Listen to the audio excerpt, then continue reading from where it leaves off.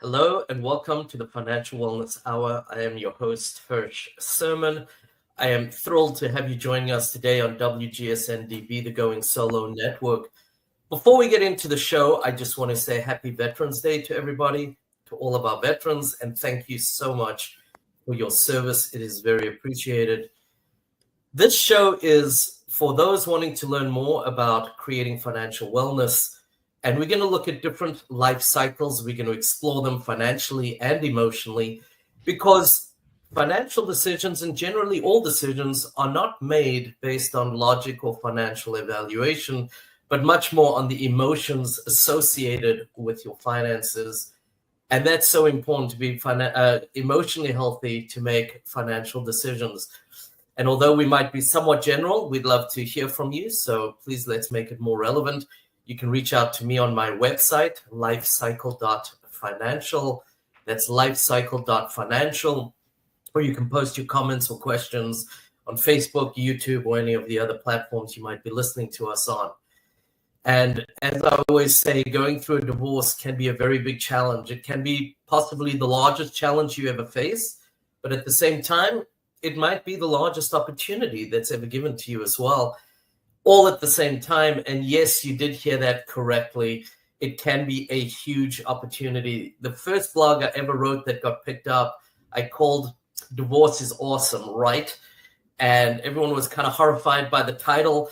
But basically, I was saying I felt my life had died this excruciating death until I realized there really was a huge opportunity in this to be able to reconnect with myself, with others, and in so many ways that I had lost along the way.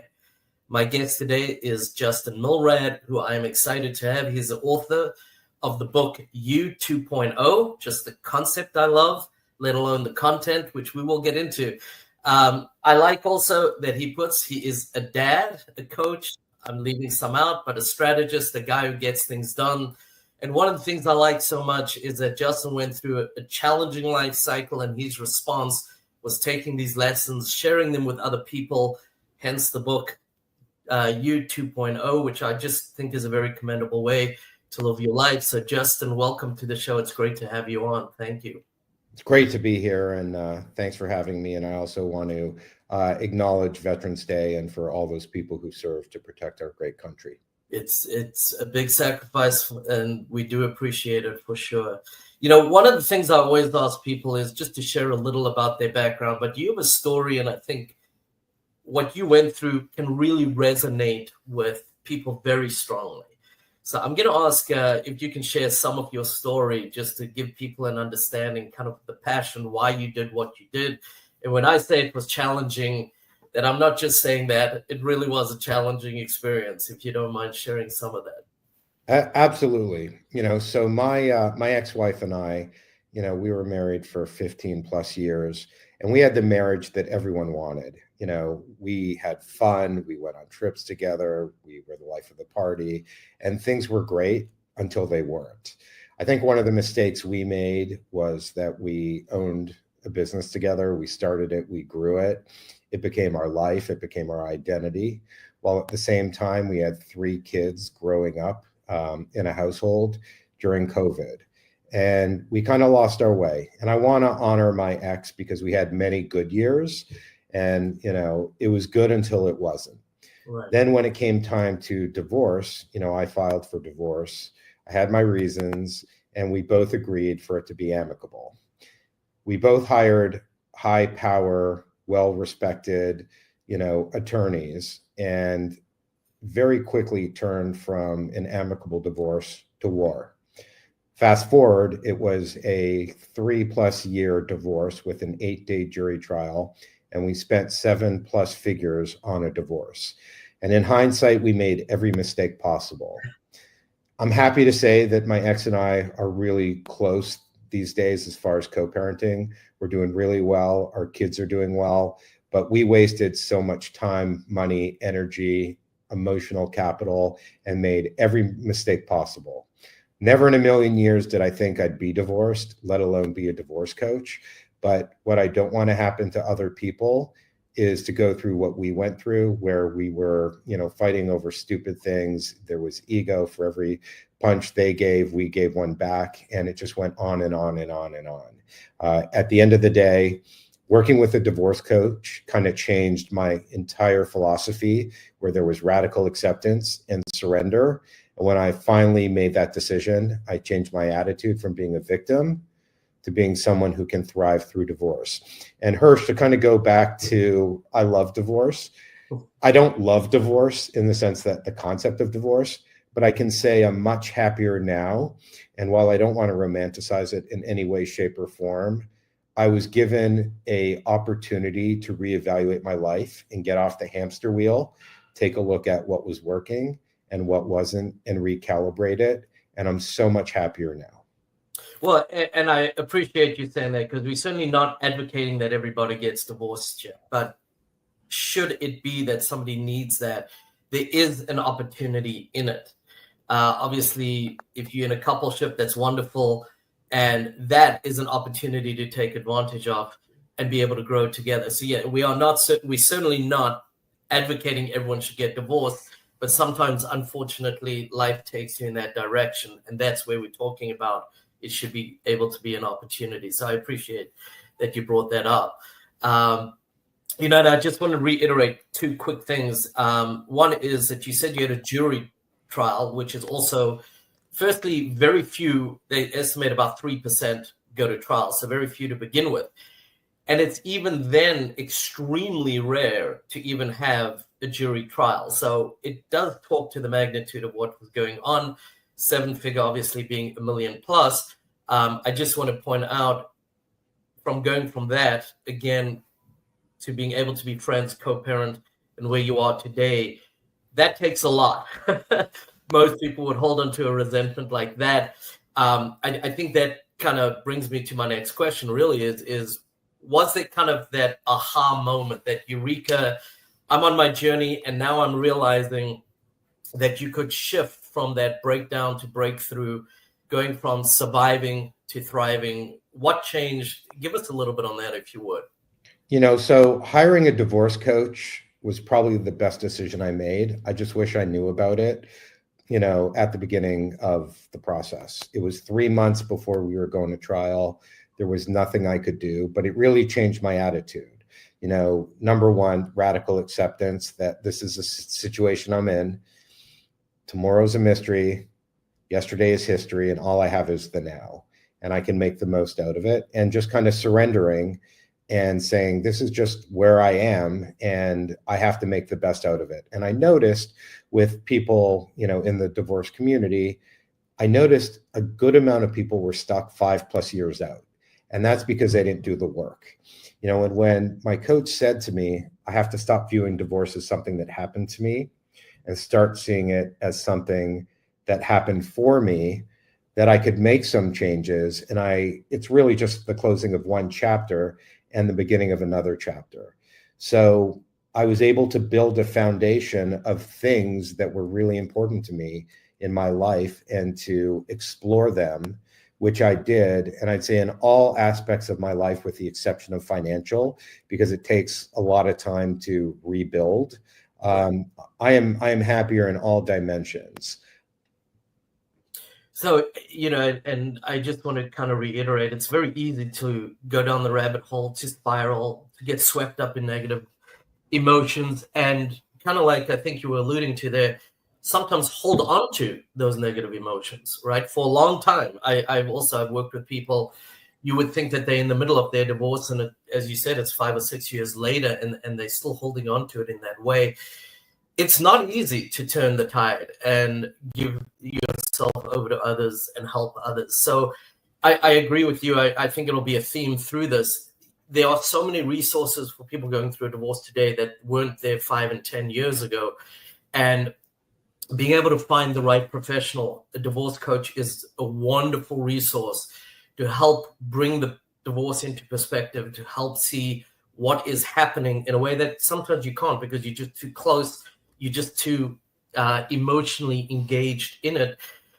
Be able to kind of step back, take that deep breath, and say, what's really happening here, and what direction can this go, or should this go, versus reacting. And I think those are big pieces as well.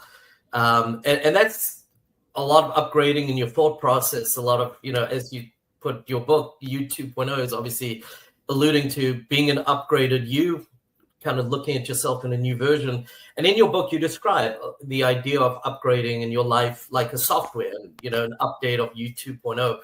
What are the biggest mindset shifts that people need to make to step into that next version of themselves? That's a great question. I'd say the first one is that we are kind of programmed that if you're going through divorce, that the first phone call is to an attorney.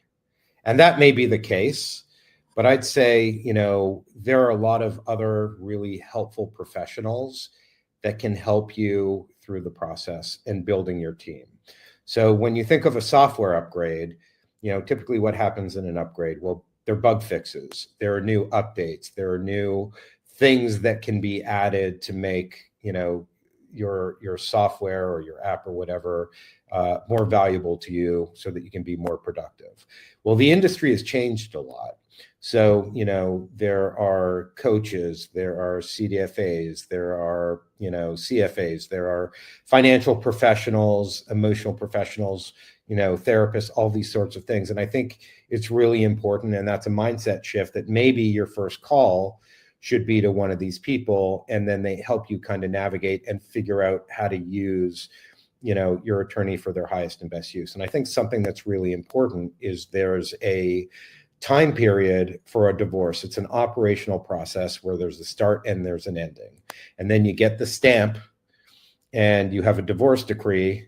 And what happens often at that point is that's really when the hard work starts. People are panicking. What do I do? How do I co-parent?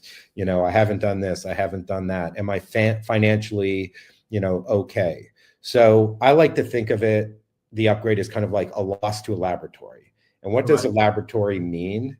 It's the opportunity to redesign your life, but that also means going deep, identifying what are your values, and then, we talk about the financial piece, and a lot of people don't like to talk about it, but it's really important. The statistics say that women are 41% worse off financially after a divorce, and men are 23% more, worse off. So it's really important, the financial piece, to understand what is your budget going to look like? Is your lifestyle going to change? How are you going to pay for things? How are you going to divide things? Because with the more planning that you have and the more transparency, the better negotiation you can make in terms of dividing assets. And then you don't think or forget about the things that are really important, like first car, driving lessons, internship, even college in some scenarios. And I feel like the financial piece is the piece that's often overlooked because people just want to get it done.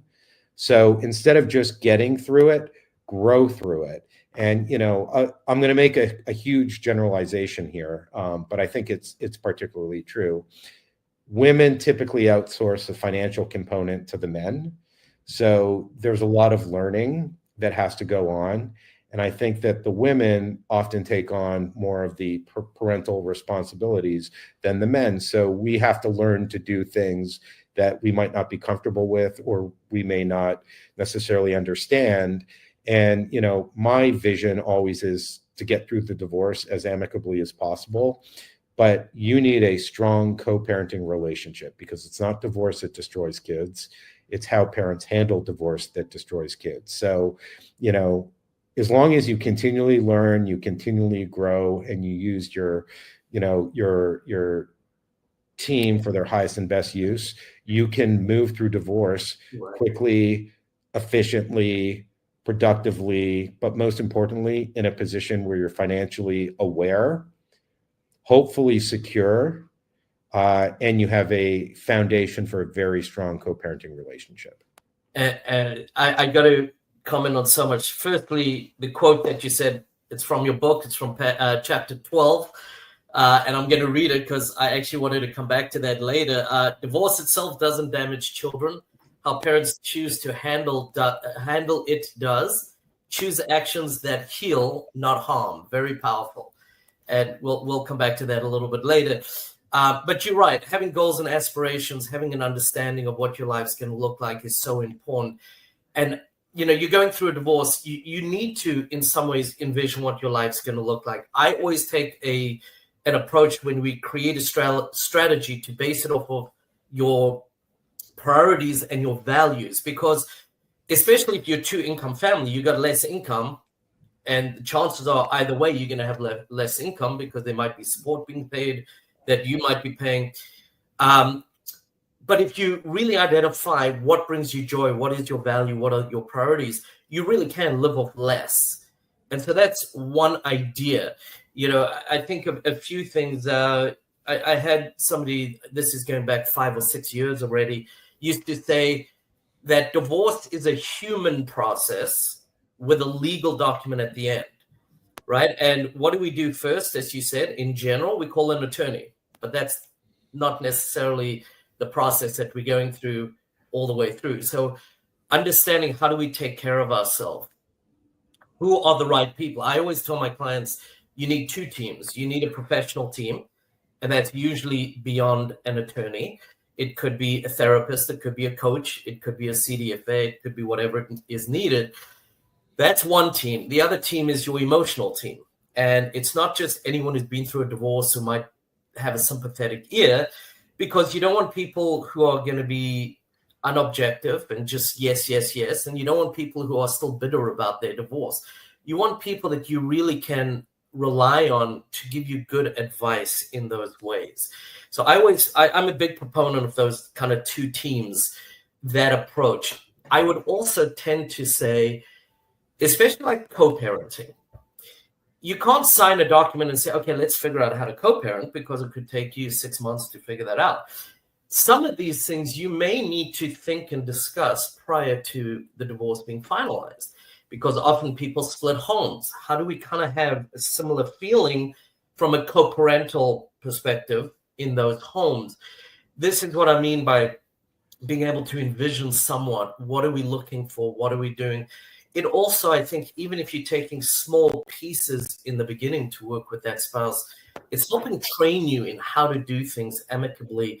Also, the focus is not on you and me, but now it's on the kids, which you would hope, and I think most parents for them really are wanting the best for their kids. So understanding, being able to take it out of you and me and our maybe conflict that might be going on, or our divorce and process, how do we focus on others, and how do we start to work together, become, I think, very, very important pieces of this process. No doubt. So, I think this is probably a good time to take a break, because there are so many things we could go into, and we obviously have to take the break, pay the bills, and we can come back, do a quick recap. But before we go, can you share, how can people get in touch with you, whether it's to go look at your book, whether it's to see your website? What's a good way for people to get in touch with you? Yeah, absolutely. So my website is www.reclaimandreboot.me. You could always set up a free 30-minute consultation. My email is justin@reclaimandreboot.me. My book is available on Amazon.com. It's You 2.0, Divorce: A Better Way Forward. And then there's also a workbook, so you can do those deep introspective exercises to really dig deeper. I encourage people to look at that. It's one thing to read and get a concept. It's another thing to really put it in my perspective, my life, and be able to move forward. It's not easy doing the work. I promise you it's worth it. So we'll be right back.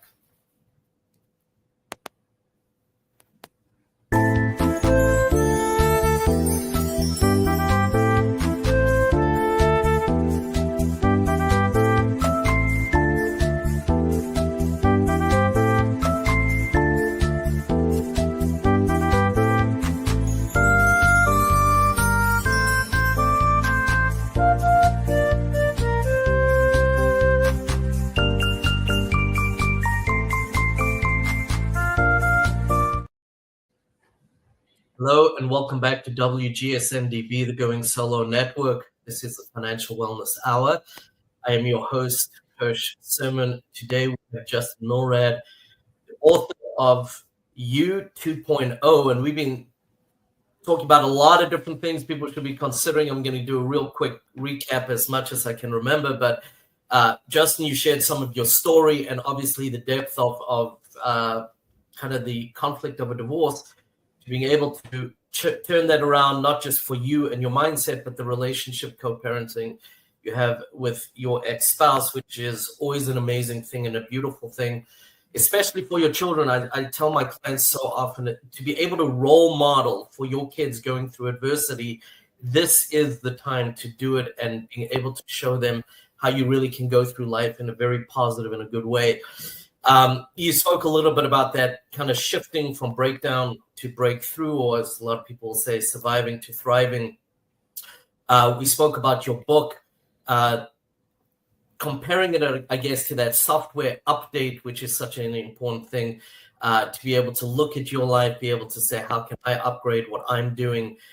We spoke a little bit about, I guess, creating structure with professionals. We didn't use those words, but being able to incorporate your teams, the professional team that can walk you through the appropriate pieces. And again, I think it's very important to use the right professional for the right piece of your divorce.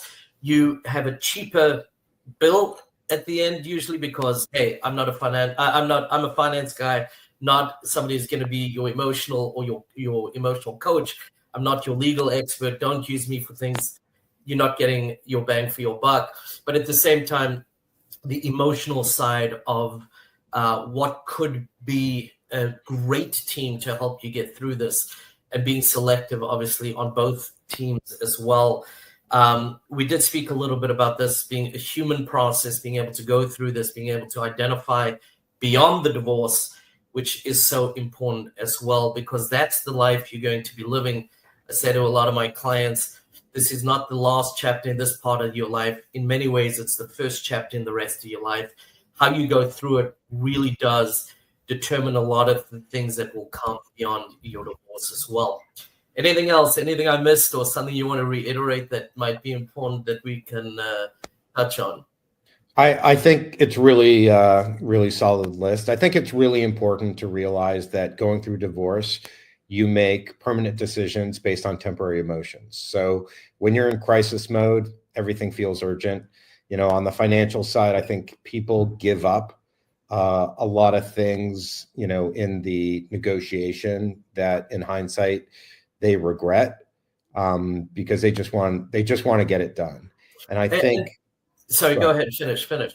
I said I don't want to minimize the importance of the financial component. The law states a certain division. It's either 50-50 or equitable division.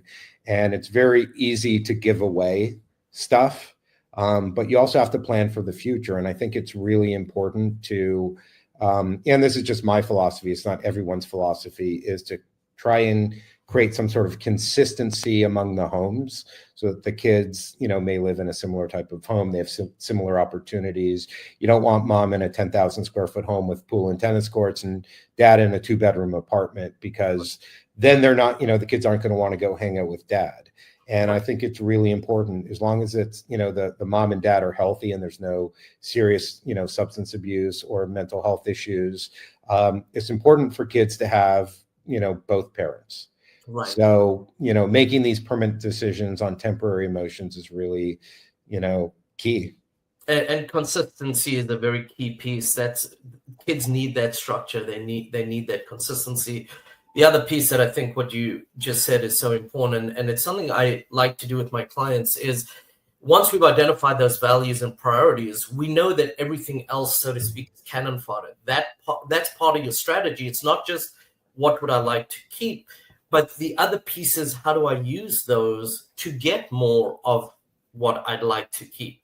So again, being able to give things away is important, but not to regret that later, I think. And talking about regrets, what do you think is one of the biggest, or maybe the biggest mistake you see people make when they're in survival mode right after the divorce, or as they go through that divorce, both financially or emotionally? I think being stuck as the victim or being stuck in their divorce story, I think if you ask people, 3-5 years out, what are some of the regrets? It's not that I could have saved the marriage, because typically you're getting divorced for a reason, but it's that I didn't really take the time to understand and do the work and, become the best version of me, and to be, a role model to my kids. Right. I think that's big. I think isolation is also big.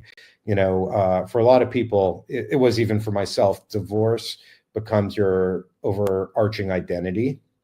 And, just because you're going through a divorce doesn't mean you're broken. Just because you're divorced doesn't mean, you're broken. You're just a person going through the different stages of life. And, we all know that the divorce rate is, 50+%. So at some point in everyone's life, there's a good chance that you may get divorced. And if you look at the trends, gray divorce is increasing. And I think a big part of it has to do with that, life expectancy is also increasing, and, we make certain decisions in life. So, regret is a terrible thing to have.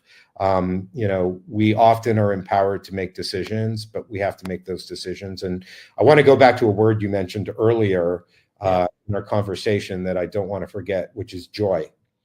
There's no point or reason just to exist if you can't find and bring joy into your life. So the reset that you've been given, good or bad, you have an opportunity to bring joy in your life. So, do everything you can to focus on that, because it will make you happier and you'll heal quicker. And I think there's so much then working with someone like Justin as a coach, or whether you read his book and use the workbook to really get deep into who you are, is so important, because there really are a lot of, my latest blog, as an example, is called, I don't remember the exact title, but something like 32 Common Financial Pitfalls in Divorce. And those are the common ones. So there's a lot of mistakes, especially you unfamiliar, you emotionally charged, you might be a little nervous and scared about what your future is. Unfortunately, you are not making the best decisions that you've ever made, or in the best manner. Having someone like Justin, who is an objective voice, can bring a lot of perspective, can really change the way you make some of those decisions. And again, those were just the common ones that I was able to list, about 32 of them. So being able to navigate this process when you are not alone, I think can be a very powerful way to go through it. And as you said, the more prepared you are, and the more you understand, and the more you kind of realize like how you're getting triggered, the better decisions you're going to make. You're going to go through this in a very different way. You had that, you said, kind of in the middle, where you had that aha moment when you were working with somebody, understanding that difference between this is happening to you or for you. Those are the kind of things that become so important when you can work with a coach. And you talk a lot about just rediscovering yourself, empowerment. How does money play into that? And how can somebody rebuild or begin to rebuild their financial confidence after divorce? Yeah. So it's really hard. I think number one, you have to run the numbers, and you have to find out what is your financial reality. Likely you will not be in as good of a situation, and you'll need to adjust. Also, because money is so tied to our identity, we at one point may have been driving a Porsche, and now we're driving a Honda. Nothing wrong with a Honda. But we also have to acknowledge that there's also a lot more in life than just dollars and cents, but not be naive to the fact that it doesn't matter. You still have to pay your bills. You still have to get a job if you don't have one, and you have to plan for the future. I think another thing is, when it comes to negotiation, you have to look at where are your needs, short, medium, and long term, because you may be fine in the short term, but you don't have enough money, in retirement. And I think in terms of education, a post, or a retirement dollar is not the same as a, after-tax dollars. So we have to make these decisions. So getting educated is really important. We talked about women typically outsourcing their financial decisions, in the marriage. I think it's important that they get educated, during the process, and you don't make decisions based on emotion, but you use your financial team to really help you plan out your future and, negotiate a settlement that you're comfortable with. Yeah, I always encourage people start this all before the end of your divorce. Usually, almost always in a divorce or in a coupleship, one person is managing the finances. I've only seen one or two times where they really sat down together and did it together. And I've been doing this for almost a dozen years now. So the one party coming out of that divorce has a lot to learn on the financial side. It doesn't mean that the other spouse was doing it well. They weren't born with a calculator.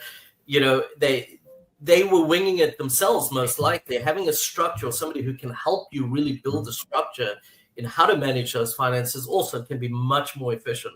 And I'm just going to touch on one. I wish I could ask you. We run out of time already. One of the big ones is the home, right? And I can spend an hour and a half just discussing the home and different things to consider and variations. There are probably half a dozen considerations in that blog I mentioned. That becomes a big one, but how do you balance it into the larger picture, I think becomes a very big one as well. I do need to touch on two things, so I'm hurrying through that, but I don't want to pretend like it's not a big topic. The home is a very big topic, but I want to touch on your book. I underlined a few or highlighted a few chapters. I just want to read the titles to give people a feel, and this is, I don't know, probably a quarter of the chapters in there, but Facing the Truth, that's a very big one that I think sometimes people haven't really faced even after the divorce. From We to Me, Breaking Free from the Past. A lot of people, we said this a couple times, get stuck in the past. Rebooting Your Mindset, The Silent Choice That Shapes Everything, which I skimmed these, I went straight to that chapter. Architect of Your Awakening, Self-Care and Wellness, Rediscovering Yourself. These are all incredibly big topics. Each one of these could probably be a show on its own, but that just gives the listeners a little bit of a hint as to, what is in the book. And for those listening, or, maybe beginning or in the middle of this process of reclaiming and rebuilding, what's maybe one practical thing you can say or leave them with this week? They can start doing X and becoming or working towards becoming you 2.0. So, I have an exercise I give my clients and they love it. It's called, 3-2-1. And every day I have them text me 3 things they're grateful for, 2 things on their to-do list so that they're doing something and they feel productive, and 1 thing they're going to do to bring themselves joy. And, when they do it, it takes them from, a deflated 3 out of 10 to a 7 or 8 out of 10. So mindset is a big part of it. Yeah. I love that. I'll tell you, I've had clients that I've had a meeting with that'll be 3 or 4 in the afternoon. And I said, well, how's your day? They said, well, I got dressed today. Yeah. You really can get into that slump, right? And so being able to have something like that, and that's a pretty quick, easy one. What are 2 things I'm going to do today? You can put them down. They don't have to be changing the world, but it's moving you forward. Even just small increments become very big changes over time. I love that. Once more, before we wrap up, how can people get in touch with you, get a copy of the book and the workbook? Yeah, absolutely. Visit my website at www.reclaimandreboot.me. You can buy the book and workbook on Amazon.com. Just search up You 2.0, Divorce, A Better Way Forward. You can call or text me on my mobile phone at 404-353-5175 or email me at justin@reclaimandreboot.me. I encourage people to do it. Justin, thank you, shedding light on not an easy topic. Everyone is an individual. Everyone's journey is a little bit different, and being able to shed some light on certain things. I read some of the topics that are in your book that I think are just so important for people to think through, work through ultimately to thrive is just so important. So I really appreciate you being here and what you've done, taking your life experiences and seeing how you could change your mindset for the better and being able to help others do that as well, I think is huge. So I am Hirsch Serman, the host of the Financial Wellness Hour. I appreciate everybody joining us. I would love for you to reach out to me on my website, lifecycle.financial. Again, that's lifecycle.financial. Whether you have questions for me or Justin or anything else, please do reach out. I want to thank CC Schatz for the magic behind the scenes. As it happened again, we just ran out of time without even noticing. Things just went so smoothly. So thank you again. Enjoy the rest of your week, and I encourage you and look forward to you joining me on my next show. Thank you so much, everybody, for joining us.